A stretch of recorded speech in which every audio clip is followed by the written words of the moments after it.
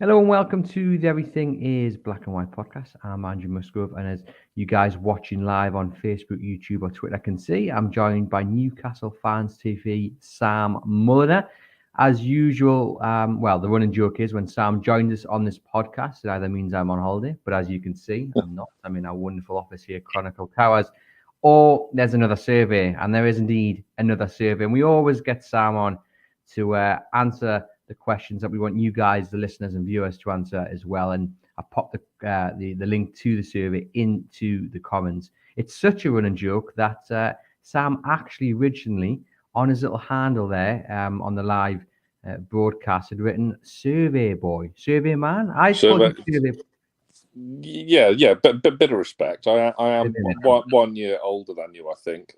So yeah, Survey Man. Survey Man. No cape though. Not this time Not around. Maybe all the next heroes survey. wear capes, as we all well know. I think that might allude to Eddie Howe being a hero and not wearing a cape. Am I right? Is that where you were going with that? Maybe. Yeah. It could be Eddie Howe. It could be any number of Newcastle alumni this season so far. It definitely could, and no doubt we'll get into the long list of players who have impressed and put everything on the line for Newcastle in the first half of the season. Let me just explain then the survey, what's gone on. There is 1, 2, 3, 4, 5, 6, 7 questions. They're all 0 to 100 in answers. So we're going to get Sam once again to give us a rating out of 100. And they're all to do with Newcastle United on and off the pitch. And just to get a feel about how you guys are feeling about Newcastle during this World Cup break, I imagine the majority will be over the moon. Newcastle sitting in third, looking like, that's not going to drop off. They deserve to be there. I think the World Cup break's probably come at the wrong time for them, given the momentum they're on, and we'll get into that. But I imagine everyone's going to be very, very happy. I imagine, Sam, your answers are probably going to be as close to 100, if not at 100, as they could possibly be. Yeah, great to see you sticking with the marks out of 100 with the survey. Really is. I know there was a lot of peer pressure to make it more feasible to be out of 10, but no, let's stick with 100. Let's not bow down to pressure. Of course, they're going to be massively optimistic unless one of the questions is, are you enjoying the World Cup and has it come at a good time? Which, of course, no, and it hasn't. Hasn't, has it? I mean, are you enjoying the World Cup? Not really. Yeah, I'm not a big international football fan. I mean, I've enjoyed the games on during all during the day, but of course, recently the last couple of days that hasn't been the case. You got to wait till 3 o'clock and then 6, and there's some big shocks. But in general, I just want Newcastle United back playing. Yeah, absolutely. I mean, don't get me wrong, I'm still watching every game. And you're thoroughly bored by the 10 o'clock game, thoroughly bored by the 1 o'clock game, but you're still looking to see what's on at 4 o'clock, and we'll watch it. And the same again for 7. So, yeah, I mean, there's been flashes of brilliance, but I don't think there's any real outstanding quality in the tournament yet. Has it been slightly strange to see Newcastle represented by quite a few players? Now, of course, not all of them have got game time. Bruno's only had, 15, 20 minutes. Trippier, of course, started a couple of games, came off the bench for the last one. Wilson's obviously appeared. So Grealish, Nick Pope hasn't. I don't think Fabian Schär's featured either. But has it been slightly strange, Sam, watching the games and actually seeing Newcastle's players take part? What would you say? They haven't really. Grant Kowal as well hasn't really done a lot for Australia. He has not really got a chance. Schär surprises me why he's not a regular in the Switzerland starting 11. No coincidence Brazil got class once Bruno came on the other night. I thought Callum Wilson's been fantastic in both of his appearances, and Trippier does what Trippier does. I mean, you could look at it the other way and say, well, there's at least with them not playing, there's no risk of them being injured. So we've got our eyes firmly on the Bournemouth game, haven't we? There's been lots of talk about James Maddison hanging out with Callum Wilson and like Nick Pope and Kieran Trippier. He's mentioned there's been a bit of banter back and forth about the rumours in the summer that Maddison was close to joining Newcastle. We've already got questions in the comments, Sam, about James Maddison. Do you think that time spent in Qatar with some of Newcastle's top players might help persuade him to head to the Tyneside in January? I don't think that is the sticking issue of a deal. I think Maddison would come, and the banter he's having with our boys will only help the situation. The difficulty of the deal is agreeing a fee and doing a deal between the two clubs.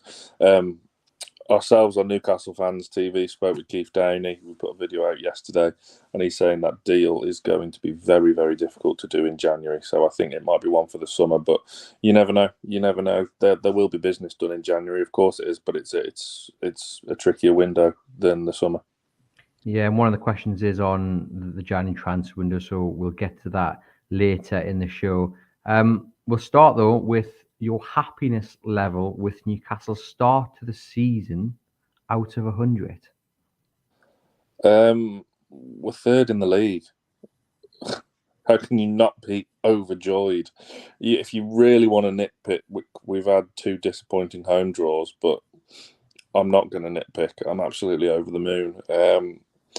Everything seems to be back, as in atmosphere, application on the pitch, squad togetherness, tactical nous, which is something we've missed since Rafa. And yeah, I don't think. I mean, I'll go 99 purely because those 2 home draws were a bit disappointing. But with if you just look at them as a standalone fixture, yeah, we should be winning them sort of games, but we've gone and won games that maybe we didn't have a right to, and we've been absolutely superb. Rejuvenation of certain players. Joe Linton's been mint for over a year now, officially. It was the anniversary of the Norwich game yesterday. So yeah, there's been a real upturn in everything, in the whole atmosphere. Women getting to play at St James's Park again, setting records. The whole buzz about the place. Statues have been moved, and it's just great to be a Newcastle fan again. So yeah, 99 out of 100. How far can Newcastle go this season? Can they maintain the push for Champions League football? Can they maybe launch a surprise attack on top spot, or is it more realistic to say, you can see the form maybe tailing off at some point and finishing 5th, 6th, 7th? Well, no, I'm going to flip this on to you. Would you still be happy to finish 11th? I knew that was coming. I had a little sweepstake in my mind at what time we would mention this. For context, I said, and I've repeatedly stuck by saying that I'd be happy with 10th or 11th and getting. No, you didn't. You said you'd be happy with 11th. You never mentioned 10th. Don't slightly backtrack or U-turn. Right. Well, no, I mean, look, in context of what's happened so far, you would have to say that if they ended up finishing 11th, it would be, I don't want to use the word a failure, but something would have had to have gone seriously wrong. Yeah, I would be disappointed, and something would have to have gone seriously wrong for them to fall so far away from where they are at the moment, because no one expected it. You can't sit there, and I don't think any fan watching this, listening to this later on, do remember to hit that subscribe button, will honestly put their hands up and say, I fully expected Newcastle to be in the top 4 come the World Cup break. No, of course they didn't. And isn't it brilliant that we are? I think the first few games back will shape our season and how we go into January. And then we'll have to look at what bodies we can get through the door to improve the squad, because a few injuries, and we're getting there, don't get me wrong, but we're still bare bones after a couple of injuries in certain areas. But we are getting there. It obviously takes time and a few more transfer windows. But Leicester away is going to be a hell of a lot tougher than it would have been a couple of months ago. Yeah, 100%. They're picking up some form now. We've got a very up and down record at I nearly said Filbert Street then, showing my age. My word. We've got a very up and down record there. And then, of course, Leeds at home, which is the closest we're ever going to get to a derby anytime soon. Because at least Newcastle fans and Leeds fans in this instance, because we're at home, can be home in time for tea. And then a very, very tricky game against top of the league Arsenal away. So going into January and how that break will affect us, obviously we've got the friendly against Vallecano and the training camp out in Saudi, which worked a treat last time. It's going to be very interesting to see how and if we can pick up where we left off and maintain our fantastic form. I think it is going to be very interesting, and I think finish. I still think it has to tail off at some point, just because form isn't permanent, and it will, unfortunately. It's going to be really interesting to see how Eddie Howe, the players, the fans, deal with that, because it could be lose 1 or 2 games, it could go on to lose 5 or 6. You just don't know in this instance. So it's going to be really interesting to see how people deal with that when it does happen, because inevitably it will. But I still think they'll finish in the top 6. I do think they'll finish in the top 6. Well, they're on record. I think they'll finish in the top 6. I think they've left themselves in a really good position to push teams for Champions League football. Being in this position going into January is really interesting as well. Do the owners invest maybe a little bit more than they would have done? Does it make Newcastle a more attractive proposition? Because let's be honest, they're going to be only, if they manage to fall out the top 3 before the window opens, they're only going to be a few points away from it. Do you know what I mean? Mm-hmm. So it looks like a much more attractive proposition than maybe it did in the summer. It's just going to be a dead interesting window, I think. And that's the next question, is how much do you think Newcastle need to spend in January? And this is 0 to 100, but the 0 to the 100 is with a pound sign in front. It's a real tricky one, isn't it? Because it's January, so look at the lessons from last January. We had to overpay in a lot of areas, activate release clauses, and bide our time, wait for certain deals, utilise loan markets. It's such a tricky window to do genuinely good business now, which of course we did last year with Trippier and Bruno, which is just out of this world every time you sit back and take stock and look at them deals. So obviously centre midfield needs strengthening, hence why all the links for Maddison. I say it needs strengthening. I think, look, Shelby's been injured. I think Joe Linton, Bruno, Willock and Sean Longstaff have all been absolutely superb. So for me, centre midfield's never been priority. I always wanted another winger, but I wasn't expecting Almiron's form to dramatically just turn into worldliness. Can he maintain that? I don't know. I'm not sure. I still have my doubts. So that's where squad depth comes in, because as good as Jacob Murphy's been, even, and Ryan Fraser as well, who's I think's been struggling with a lot of niggling injuries lately. And I'm still a fan of Ryan Fraser, don't get me wrong, but if you're pushing for a Champions League charge, is Jacob Murphy the man to change a game and bring off the bench? I can't wait to see a fully fit team with ASM and Alex Isak back in the team. That has me absolutely frothing in a good way. I can't wait. Maybe a winger. It's going to be tricky. And where else do you look to strengthen? You've got to, I suppose, when you're looking at centre midfield, you're looking at signings that will take us to that next level.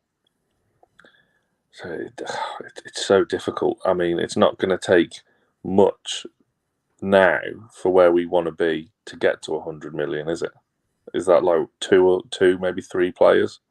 It's really going to be interesting to see whether they deviate from their original plan. We've seen for the majority of what they do in the transfer window, they stick to targets. They wanted Botman, didn't get him, went back in and got him. They wanted a Tekier, didn't get him, went back in, didn't get him. They had looked at Isak, thought too expensive, but then this is where like kind of the other side to them. Wilson gets injured, and then they looked around and said, okay, we definitely got to get a goal scorer here. So they went out and got him. So we're 2 seeing goals that in 3 games. Class. There you go. So they listened to you clearly when they were looking for a striker, Sam. But what you see is kind of 2 different sides to Newcastle's transfer strategy, which has been really interesting to see. So it's going to be so interesting to see whether they do spend maybe a little bit more I know that it's only 0 to 100 here, your options, and you're right. In today's market, one player, you look at Isak, what's he cost? 60 odd million. One good player to take you up to the level, which will help you maintain a Champions League push, is probably going to cost you 60, 70 million. So you're not left with much room. But I do think it's interesting you mentioned the wingers there, and we've got a question here from Roger on Trossard playing for Belgium. He performing really well for Brighton in the league. His manager, interestingly, his Brighton manager came out earlier this week and said he's only playing at 80% of his true potential. So he thinks he's got another level to go.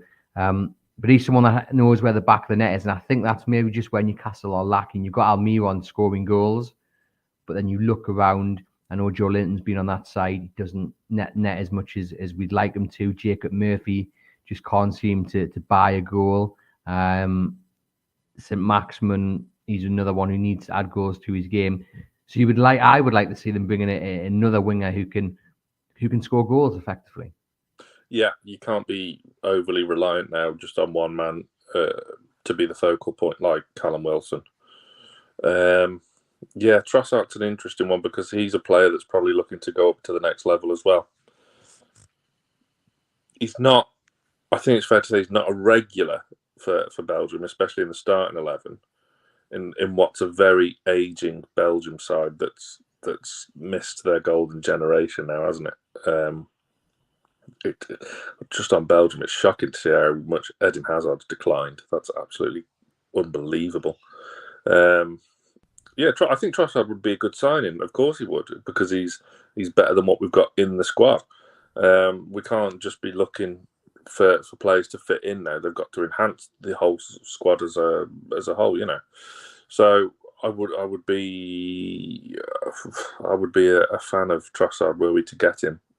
He is a good player, and as I say, Brighton are one of them sides that always shape up to look like they're having a good season, but then they always kind of die off towards the end, second half of the season, and plus their new manager. How adept is he to the Premier League? How is he going to struggle? Is he the right man? There's still question marks there, and it's still early days for him. So Trossard could be an interesting one. Might have to get Big Dad and Burn in there to get in heads. Well, I was going to say, I mean, there's a few people within Newcastle who can give good character references should he need it. Obviously, Dan Ashworth, Dan Burn would be. Yeah, but they've all gone. The rest of them have all gone to Chelsea. That's very true, but we've got the two main men, and I'm sure they will tell Eddie Howe the good or bad about Trossard. Have you? Well, first off, Sam, I mentioned there the interest and the intrigue in whether Newcastle will maybe change their plans. Would it be a gamble for them to do so? Like, if they're looking now at the league table and they go, okay, we've got a real shot here of getting Champions League football. And I think back to when Mike Ashley moved a few months early and brought in Cisse, it didn't work. He was stung by that, and that really, that kind of was it wasn't the start of the downward spiral. It kind of already begun. But he really didn't kind of recover from that. He felt he gambled and it didn't work. And I know things are totally different. Was stung. Cisse was what, 9 million, and all he did then actually for once in a lifetime is he did the right thing. He did the right thing, but he did it because he thought Newcastle were going to qualify for the Champions League, and it didn't work. And I know things are very, very different this time around, but I'm just thinking, can you see them changing their plan and gambling to get Champions League football, or do you think they'll stick to a more sensible approach and still look to build block by block? And if some player, a massive opportunity comes up, they might move, but they're not totally just going to rip up their January plan in the hope of Champions League football. Yeah, I think they'll weigh it up like they did last January. Like, if an opportunity arises to sign someone in the same kind of ability as Bruno, then you go and do it, don't you? You don't. They won't. What they won't do, as we saw again last year when we were pursuing centre backs, they won't just chuck money and be held to ransom and completely lose their heads like some teams have who have continuously overspent and now find themselves in a bit of difficulty, i.e. Everton and maybe Aston Villa if they carry on in the same footpath. So I think they're a lot more astute within their financial spend to weigh things up and assess the situation and take it on a case by case basis. But look, there's people with expertise in Newcastle United now, which is just great. So I've got all the confidence in the world that they'll do the right thing. And who knows if something. The interesting thing is, like, players come up in these World Cups and then suddenly are available in the next transfer windows. So who knows? We'll see. Have you spotted anyone during this World Cup which might take your fancy? I know you're not leading the scouting operation up there at St James's Park, but is there anyone that you'd like to see following their performances at the World Cup? There's a really talented chap for Argentina. He wears the number 10, Messi. Lionel Messi. Yeah, he's not bad. No, he's not as good as he was either, is he? Let's face it. And isn't he going to Beckham's team? Well, there's lots of rumours. I think Saudi sports minister was pushing, wasn't he, in the interviews he did last week to try and get him to come and join the Saudi league. The same with Ronaldo as well. So lots of rumours. Wouldn't it just be great to see Phil Neville coaching Lionel Messi? It'd be quite interesting. Yeah. No, Lionel, you got to track back. Yeah. So, in terms of anyone, in all seriousness, that stands out, no, not to me, not yet. And it is a minefield as well, because international tournaments can sometimes be misleading. Because I remember when Milan Baros was top scorer of the Euros, so that it's not nothing's a foregone conclusion. But there's no one that's really made me go, wow, I wish we had him. And I mean, what was interesting there, you said you had confidence in those up at Newcastle to do the right thing, and I think that's probably one of the most refreshing things and something that really stands out amongst the fan base is that if Newcastle, i.e. like when they signed Isaac, they needed a striker, they will go out and get it, whereas under the previous ownership it was either done right at the last minute, get the helicopter out, and then it often didn't pay off. So it is refreshing to have a board in place who are proactive rather than reactive. We will move on to the next question. So far some a high mark for your happiness with Newcastle season so far, and then 0 to 100 in terms of spending. I mean, what we're going to say. I mean, it's a difficult one, isn't it? It is a difficult one, probably around the £80 million mark, just for a couple of players. I mean, you also could ship some players out as well. I'm not sure how much money you would get for the likes of Matt Ritchie, Jamal Lascelles, perhaps potentially. I wouldn't move Lascelles. I wouldn't move Lascelles. No, not yet. But the likes of Ritchie, who will move to Portsmouth eventually. It's just when that happens. And the likes of Jamal Lewis needs game time. Dummett will probably go at the end of the season. That's his 10 years done. Will we re-sign Karius? Is the question on everyone's lips at the moment. That is one of the important questions, because when Newcastle go and sign just one senior player in January, someone has to drop out because they've got a full squad. So is it Karius? Is it Dummett? Well, it depends what happens with Dubravka at Man United, doesn't it? He's played one. Has he played one game? One game, I think. Yeah. Wow, that's worth it, isn't it? So, yeah, it's one of them. But there's a lot of kind of left-sided defensive-ish players that are all competing for left back, but that's suddenly been filled by a 6'7" centre half who can play a bit of left back and is doing a grand job. So yeah, Jamal Lewis needs games. I think he needs a good loan move to the Championship, or even a bottom half Premier League team, because I still have faith in his ability. I really do. Defence, the centre backs, I'm happy with, more than happy with. And to be fair, if we have an injury crisis, I'd just get Charlotte Potts from the women, dress her up, and away she goes. She's an absolute Rolls Royce of a centre back as well. Her and Sven Botman would be one hell of a partnership. Yeah, so the likes of Manquillo as well could be moved on. We know it's not going to be Kraft because he signed a new deal. So there's a few to ship out there, isn't there? Yeah, going to be interesting to see what happens with those outgoings. But I think it's interesting. I was on a guest on another podcast earlier this week, and we were talking about the defence. And I said, if everyone stays, I'm including Lascelles, I could see them waiting until summer 2024 to actually make a big sign in that area, because I think you have a good depth there. It's certainly not going to be a priority if everyone stays, and unless a big opportunity comes up to sign a proper quality centre back, then I can see that. There's not many. Yeah, and Kel Watts is another one who impressed in pre-season, picked up that injury, but he could come back next pre-season and fight for a place. So it's really good to see how healthy that centre back position is. On to the third question then, Sam. How much do you trust Eddie Howe and his coaching staff to achieve success for the club? 0, sack them. 100, 10-year contract. Now, I just before people start writing in, I didn't write these survey little notes there with the 0 and 100, so please don't at me. But I'm still going to get Sam to answer the question in that manner. So 100, give him a 10-year contract.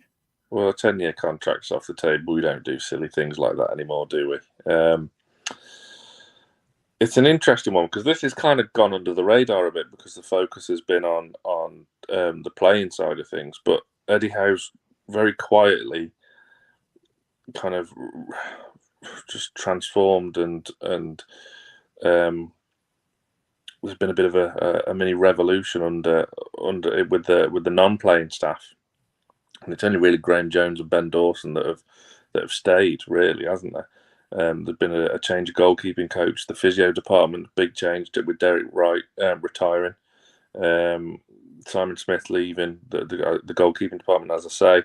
So, beforehand, there was maybe 5 or 6 coaches. I mean, there was that photo when Eddie Howe won Manager of the Month, wasn't there, with his whole team of staff, and there's about 30 of them. And then when Rafa won it, there's like Rafa and like 3 or 4 others, and that was that. So that's kind of gone under the radar a little bit, and it's, again, this is what has to happen now, because this is the norm in football. You have a whole team of up to 30 people assessing every aspect of performance, nutrition, the medical side of things.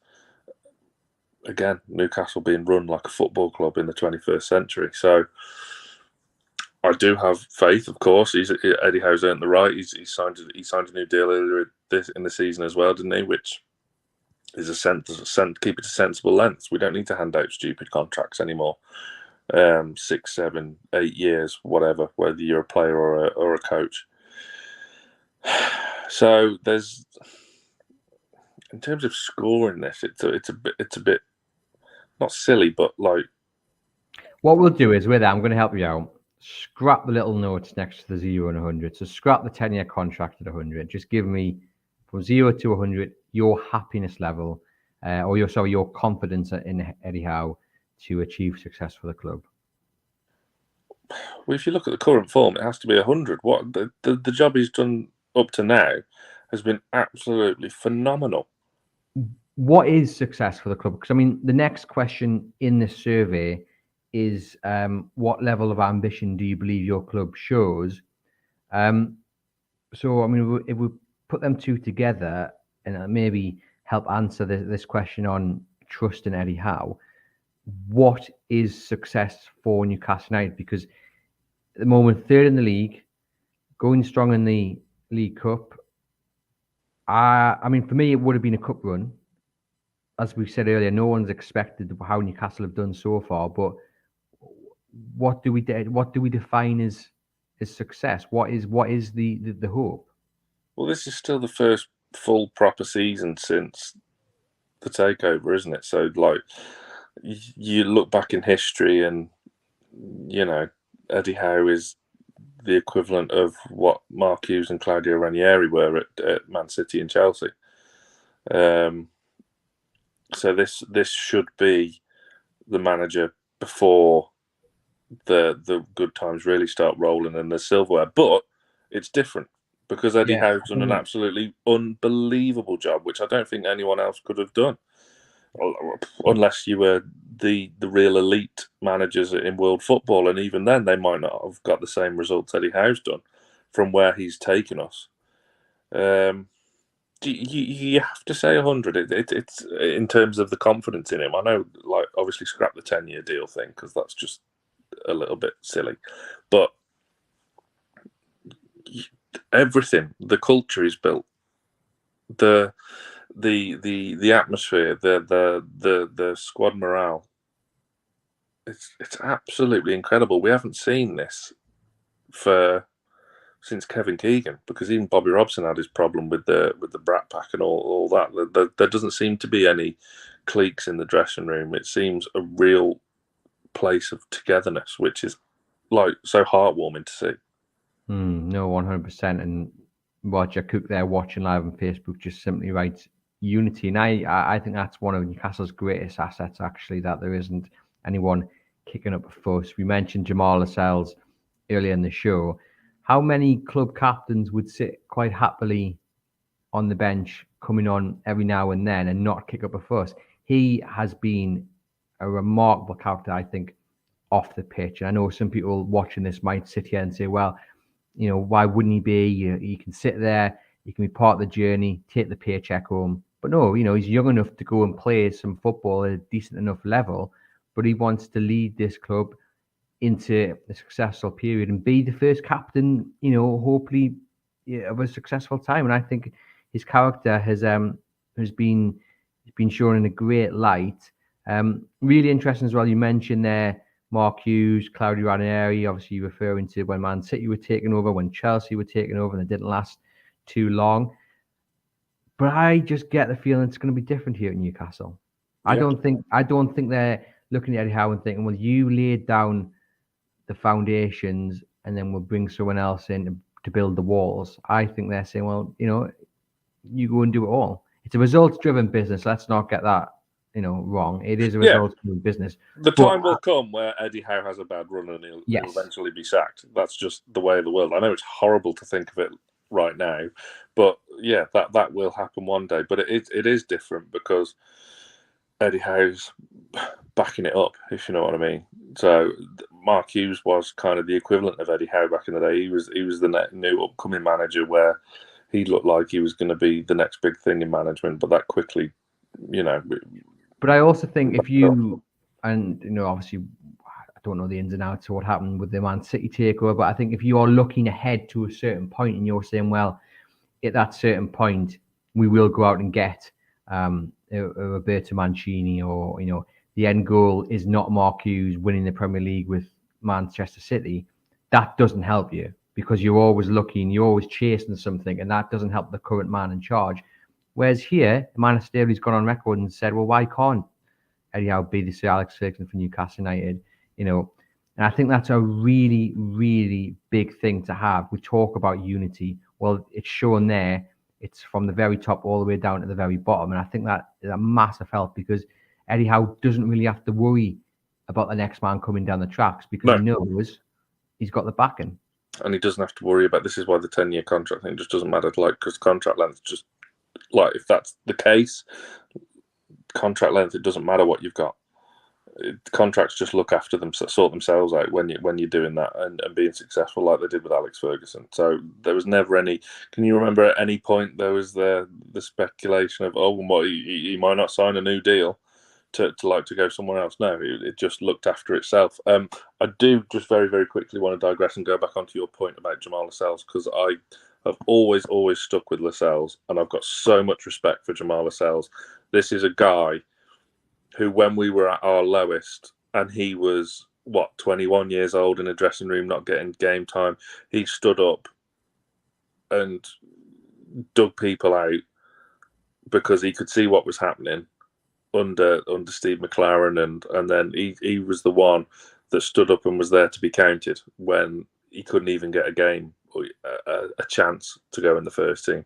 And he's took this club. He wears that shirt with pride. He wears the captain's armband with pride, and he's been absolutely phenomenal. Yes, he's put in some bad performances when the team were being bad, but look, everyone did, because we all knew that they were just getting the balls out and training and having a bit of a kickabout. So there was no proper coaching going on. So I've got so much respect for Jamal Lascelles, and I would not be getting rid of him anytime soon at all, because he can still come in the team and do a very, very good job. Definitely. I mean, Richard Morris says he put in a great performance at Anfield, and I agree. I think, as I previously mentioned there, it's the centre back strong. I would keep Lascelles. He's proven himself to be a great leader, and that's so important. Not off the pitch, and like you say, he comes in and he's more than capable of whether it's shoring up the defence the last 10 minutes or filling in if need be, if someone picks up an injury suspension. So yeah, I totally agree with what you're saying there. Just the last point there on Eddie Howe and the contract.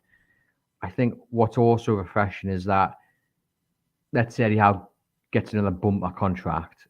There's no way he's resting on his laurels, though. There's no way he's sitting back thinking, all right, 5-year deal here, massive pay rise, Some managers would sit back and think, right, what else can I do? I'm clearly loved. But Eddie Howe, every single day, is just wanting to get better and better and better. And you could give him the biggest contract in the world, but it wouldn't affect him. He wouldn't sit back and relax, because it's always about improving. I think that is another great asset of Howe's management. Yeah, that's why he's loved. That's why it's like all reciprocated for the work he puts in. It's one of them. With his press conferences, when he talks, you listen. Whereas that's not been the case always, because you knew what answers with some managers you were going to get before questions were even going to be asked. But when the likes of Sir Bobby, Rafa, Kevin Keegan, and Eddie Howe talk, you listen. It's genuinely interesting. 100%, definitely. And also the names you mentioned there, quite different in their approach to answering questions. But there's I don't know, there's just something about all the names you mentioned there which fans just love their character and love listening to them. What level of ambition do you believe your club shows? 0 to 100. They're not here to muck around, are they? Our new owners. Of course, things are going to take time, but they want to. I mean, how much did Chelsea sell for in the end? Billions, and look how much Man United and Liverpool are being sold for. So that's the value of where they want to take us from a business point, and you only get there by winning trophies, becoming a powerhouse on and off the pitch. So they're very ambitious, but they're realistic at the same time. They're going to do it the right way, which they have done so far. But yeah, the level of ambition. You don't bring in the people you've brought in off the pitch if you're not going to do it properly. As a fan, Sam, so I know you referenced before my prediction for the start of the season, finishing 11th and taking a cup run. And I'm just wondering, in terms of achieving success and that word ambition, to alongside a club just wanting to do something. I mean, there is a difference in that. And what I'm meaning by that is, like, under Mike Ashley, it was you survive in the Premier League. That's it. Are you fussed about the ambition to finish in the top four? Or at the moment, are you just enjoying the fact that they want to do something other than just exist? No, I'm enjoying it, because we're not. Because what you got to remember as well is, like when we mentioned before about the Chelsea and Man City takeovers, Chelsea were already finishing fourth with Claudio Ranieri when they had Johnson and Hasselbank up front. And that's way before they bought the likes of Drogba and Kesman. So Man City were well established and nudging the top half of the Premier League, because they had another little takeover before the big takeover, didn't they? With the Shinawatras of the world, and they had Sven managing them. So we were starting from scratch. We were heading towards the championship. We needed a hell of a lot more TLC than what the other two teams did. So it should, by all accounts, take a little bit longer. But the way things are going, the dramatic rise we've had,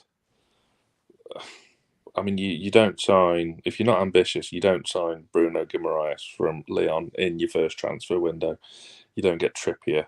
You go and get like someone on loan from Arsenal, probably. You get Maitland-Niles on loan, don't you? You don't go and buy Trippier from Atletico Madrid. You don't want to sell him. So the ambition is there, but we are in that nice area now where fan expectation isn't what it's going to be in a couple of years if the current trajectory continues. Yeah. Well, because I asked that question because you often hear on national platforms about the ambition and what Newcastle United fans are expecting and what they're demanding. But here on Tyneside and within the fan base, you don't get any of that because I'm a fan as well, we're simply just enjoying not having that end goal of just surviving. And that's also a bit of context to why I set a lowly target in the first place, because from what had gone previously, finishing 11th and having a good cup run is actually a massive improvement. I think, like you say, people are just enjoying having something else than just looking at the league table and saying, oh, well, a couple more wins and we'll have 30 points and that'll be it for this season. Yeah, but I couldn't agree more. It's just such a nice place to be, and like it is, and I really would urge everyone to just make the most of what it is now, because like in the Sir Bobby days when we were challenging a bit for titles, we were top at Christmas 01-02, weren't we? And the expectation was there that we should be challenging Man United and Arsenal for the league, but we couldn't quite get there. The expectation was there. But now it's in that nice, just bubbling stage where everything's really building and the excitement's there, and you're still buzzing for every home win or every win that we get, and it's just it's so great to be a part of, to be at St James's Park or in the away end, and to get 3 points. 100%. So I think ambition. What level of ambition? 100? Are we going 100? Yeah, they are. They want to be the be all and end all, don't they? Eventually, but it's just going to take time. There we go then. So 100 for that. You mentioned there being in the crowd. How do you rate the match day experience at St James's Park? I know, and our listeners will know, your listeners will know, you are down south, so you don't manage to get to every game, but you still get up to quite a few games here at St James's Park. So how are you rating that out of 100, that match day atmosphere? A lot better than it was 18 months ago. A lot better. Under the previous manager, obviously, stories are well publicised, we all know, but the atmosphere had gone at St James's Park, and it was tatty. You're just doing it out of tradition, isn't it? Something tradition, you've always done. Routine. That's a good word. And it was just becoming very lethargic on and off the pitch.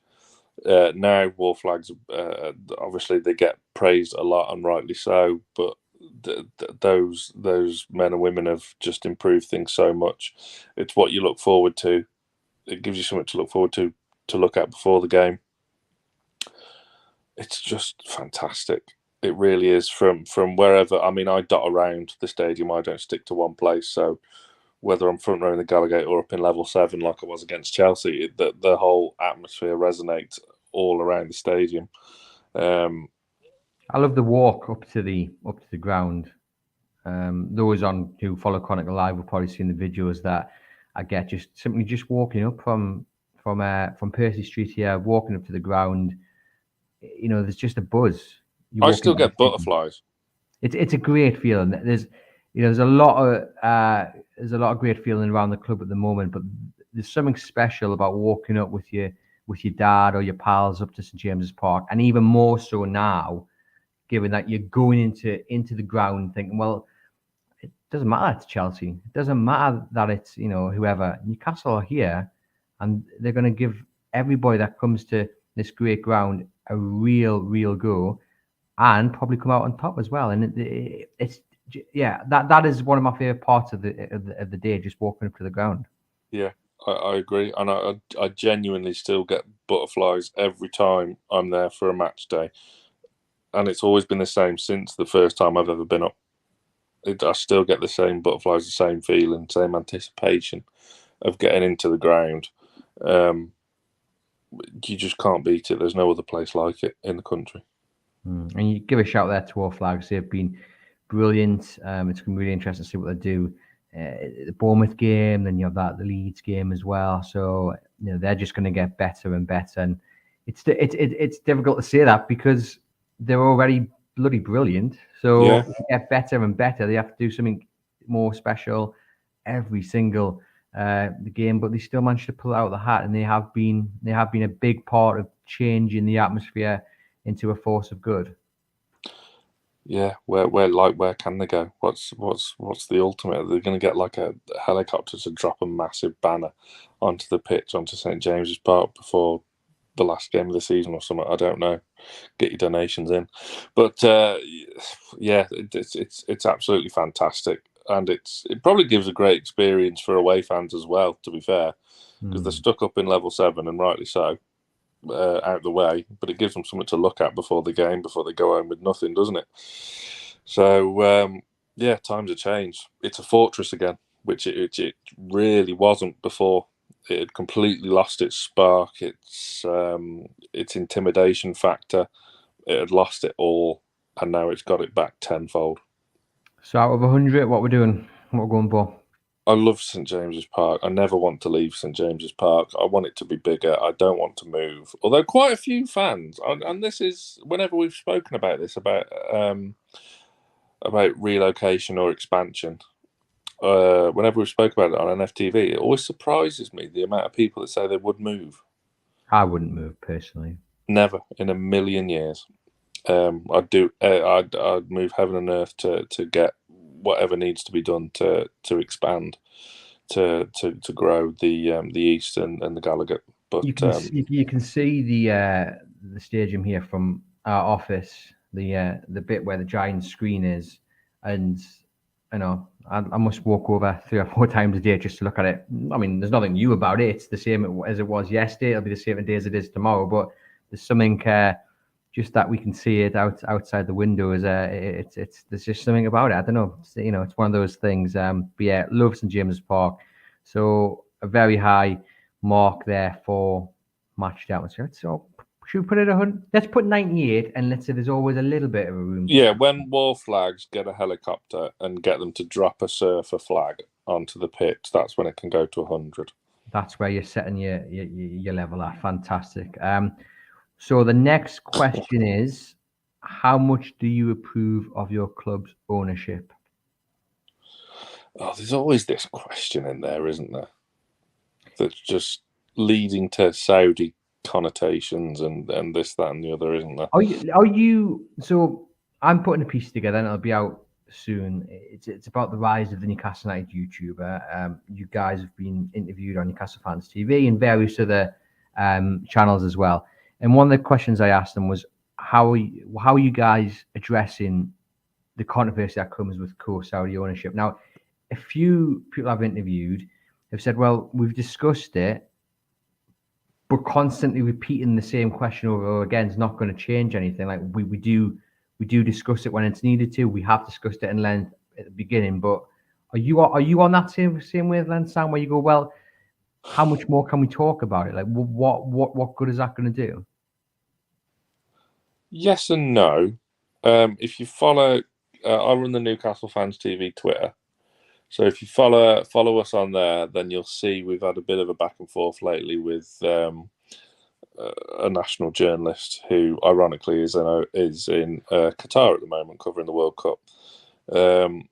And we've invited him on to I mean, I don't know why I'm not naming him because it's not a secret. So Ollie Holt. We had a bit of a back and forth on Twitter. Then we were DMing, and like he's agreed to come on to Newcastle Fans TV to have an open, honest, fair debate. it was meant to happen before the World Cup, but for one reason or another, that didn't happen.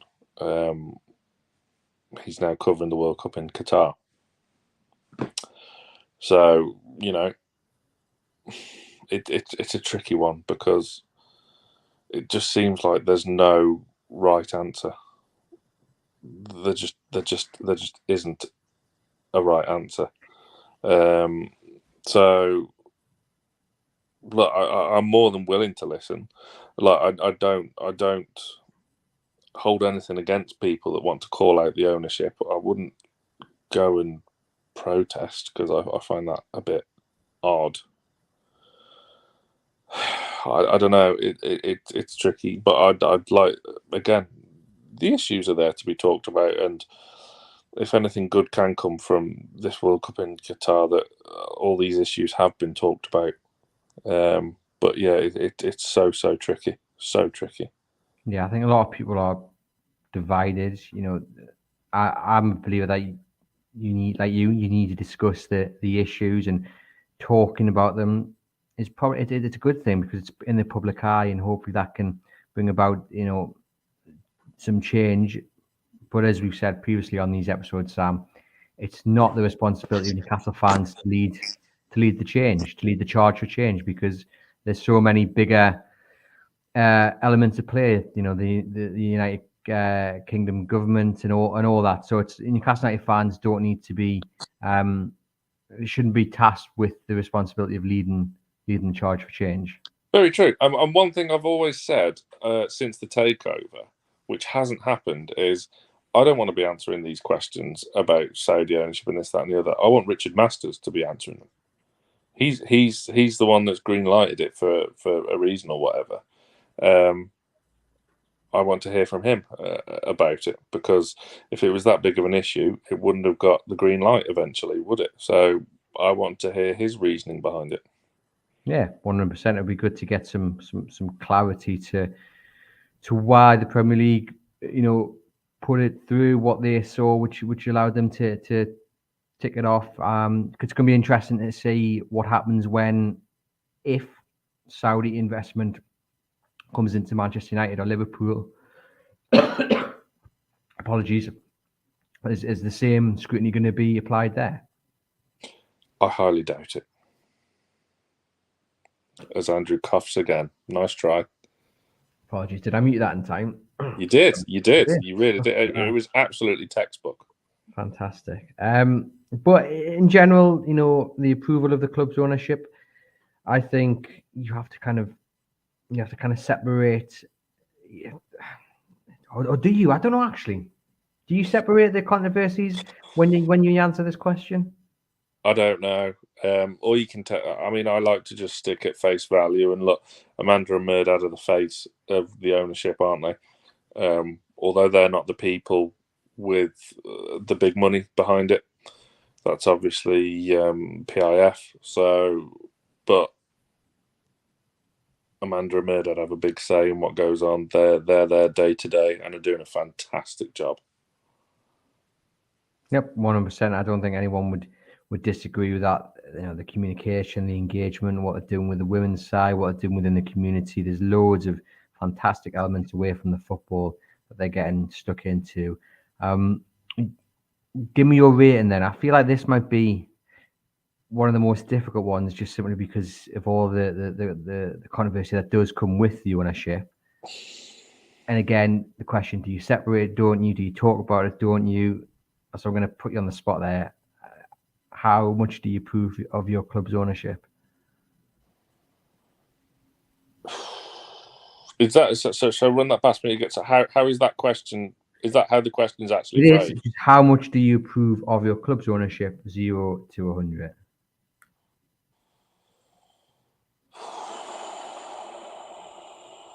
Sam's throwing his cheeks out there because I guess the controversy and everything. It's a little bit. It's not as black and white as that question. No, it's not at all. It really isn't, considering everything is black and white on this podcast. But yeah, 75, because we all know why. But I'm more than happy with the ownership and the job they're doing from a football standpoint, and that's what I think we all prefer to stick to. Yeah, from a football and community aspect, and that's been the argument as well as of many people who've gone to Qatar to cover the football. Many pundits and what have you, their argument is rather you concentrate on the football. Yeah, funny that, isn't it? From us, yeah. So the final question, if I'm correct, it is the final question. How much of an emotional connection do you feel with the existing squad? 100, easy. Like Look at that straight in. This is like so easy because the group is so together and the club's media department, the shackles are off them and they're putting out some fantastic stuff. And with the players, what they post on social media to each other, the little gift Nick Pope sent to Bruno for his little lad Matteo, they're just, it's brilliant. And you want these guys to do so well. You believe in them. The journeys some of these players have been on, like your Sean Longstaffs, who, as you well know, I was a staunch defender of when things weren't going well. And Joe Linton as well. Wow. What a transformation! And Almiron, your man. It's hard not to. It really is, and it's a shame when these players leave because I mean, look the likes of Isaac Hayden. Yeah, you probably sort of know that the time was for someone like him to go. He's a fantastic player, proper Premier League player. There's no doubt about that, but just doesn't really fit into Eddie Howe's the way he plays. And what a warrior he was for Newcastle United. Really sad to see him go. And the same will be said when the day eventually does come for Matt Ritchie, because he's been linked with a move away every transfer window since he joined, and he's always stuck with us. His family lives on the south coast still. He wants to finish his career down there, but he's been with Newcastle. He's been one of the most important players for Newcastle United in recent history. I think what's interesting is that these players just seem to get it. Like you can look at Trippier and look at Bruno, no release clause in their contracts when they signed. Newcastle was down in relegation, straight in the face, looking likely to go down. They came, they bought into the project, they helped Newcastle stay up. They've got a massive connection with the fans. Like they just seem to get it, and that goes for every man in the camp as well. Everyone just seems to get it, and we are sometimes caught in this bubble of being a Newcastle fan where we think, it's very different, living up here and as a player and you get stopped in the street. Footballers will get stopped everywhere, whether it's Manchester or Birmingham. But it is a little bit more extreme up here, I would say. It is the tension is a little bit more on you. Certain players can't handle that, certain players can. But it appears that everybody that pulls on that black and white shirt at the moment does give the fans the time of day, wants to, whether it's throwing their shirt into the crowd, whether it's stopping in the supermarket for a quick selfie while they're getting a pint of milk. They just seem to get it. Yeah, it's great. It really is. The pictures you see on social media, it just seems like we are united, to corner a cheesy phrase. But it's from the first team to the women's team to the development sides, which will get there. It just seems like we're all pulling in the same direction for the first time in years. Has there been a moment, and this is a difficult one to put you right on the spot, but has there been a moment this season of something that's happened, where players maybe gone and given a fan a cuddle or given a fan a shirt? Is there a moment that's come across on social media, whether it be St. Maximin handing out the watch, where it kind of just sums up that emotional connection between fan and player? Between fan and player, I'll give one example. So, like the Everton game, I was sitting right at the front of the Leazer's end, and Bruno came into the crowd at the end of the game and just handed his shirt to this young kid who must have been, I don't know, 6 or 7, and the look on this kid's face was, I mean, the look on his dad's face was quite something as well, but the look on the kid's face was just brilliant. And I know that happens quite a lot. It happens at every ground, but there was just something about that moment. It was just something about it. Like, I don't know. Is there a moment that you've seen that you'd Before pinpoint? you mentioned like the fan interaction bit, the moment that actually came into my mind straight away was in the Everton game as well, was when Anthony Gordon was having a bit of beef with Trippier, and then Fabian Schär just comes in, and well, he didn't dissolve the situation, but We've seen that against Chelsea as well, he didn't certainly we? sorted it out. Yeah, but it just shows complete togetherness, doesn't it? And they've got each other's backs. Every game's the same after every home game now. There's the connection there, whether you're home or away, actually. So the connection is always there at the end of the game. The players always come into the crowd, throw shirts, no matter what the result. We haven't mentioned the flags. I mean, because a lot of the flags are directed at players. I mean, the Almiron flag, for example, or the St. Maximin flag against Palace, was it last season? You know, there's that's another sign of just how close the connection is. Oh yeah. We mentioned the one for St. Maximin against Palace. When I interviewed Maxi, he said how much that meant to him. So it's the relationship is reciprocal, and it means a lot to both fan and player, which is why there is such a highly charged emotional connection. 100%. So are we going for 100? You've already answered that. It's 100, isn't it? Yeah. There we have. Easy money, easy done. Look how happy you are. And I think your responses to all these questions will be largely what everyone else is feeling as well, as close to 100, if not at 100, as you can get. You guys watching and listening, can you please fill in the survey? The link is in the comments. The link is in the podcast description. We've also got our fans footballer of the year, where our chief sports writer Lee Ryder has nominated 4 Newcastle United players to take the Newcastle crown. The last 2 years, St. Maximin has won. He's not up for the running this year. It's Trippier, it's Bruno, it is Almiron and Joe Linton. Out of those 4, who wins? Bruno. Bruno, there we go. And then Bruno is also up for the national award against the likes of Kevin De Bruyne, Mo Salah. You can vote for that. I'll put that comment, the link for the vote, into the comments. I think with the help of Toon polls, Bruno could win it. So do get a vote if you haven't already. I know there's been a few issues on mobile browser, but it seems to work on desktop. It seems to work for most people on their mobile as well. But do keep trying. I know our technical boffins are trying to fix it. So, but do keep trying. I'll put the link into the comments. Can he win that one, Sam? Does he deserve to win that one? Yes. Yes. Whatever you're going to ask me about Bruno, anything positive, it's just going to be yes, because he's the best thing ever. He's the best thing ever. Yes. That is the debate, and this is the debate I like to think I've started.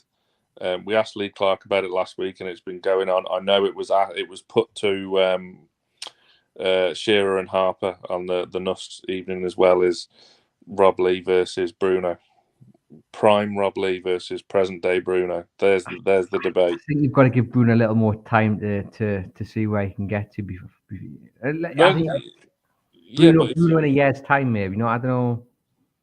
Because prime Rob Lee was.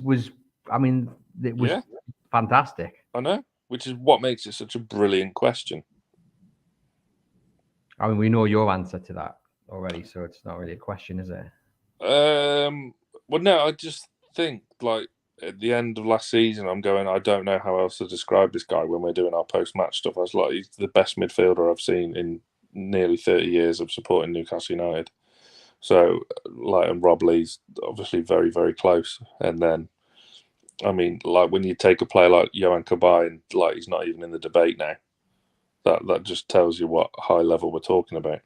That is quite something, and maybe that is a discussion for another podcast, given the debate in the comments. Then, obviously, what we've seen on social media. Nick my question and turn it into your own podcast. No, I would invite you. You would be the guest, Sam. You would be the guest. Don't worry. Fair enough. We've given them a spoiler of what I'm going to say, though. Yeah, well, don't worry. We'll make it an hour-long episode, and we'll tear your argument apart, because there's plenty of people who haven't mentioned Gary Speed for one. But that's a total subject, another subject for another day. I'll say thank you, Sam, for spending the morning with us on the Everything is Black and White podcast. To you guys watching and listening, give a quick round of applause to Survey Man there. He always loves coming on and answering these questions. We might get him a cape for the next survey that comes around. Do fill in that survey, please. And do hit subscribe on YouTube as well as on your podcast channel and leave us a rating and review. Head over to chroniclelive.co.uk where you can keep up to date with all the latest Newcastle United news. Thank you very much for tuning in and enjoy the rest of your week.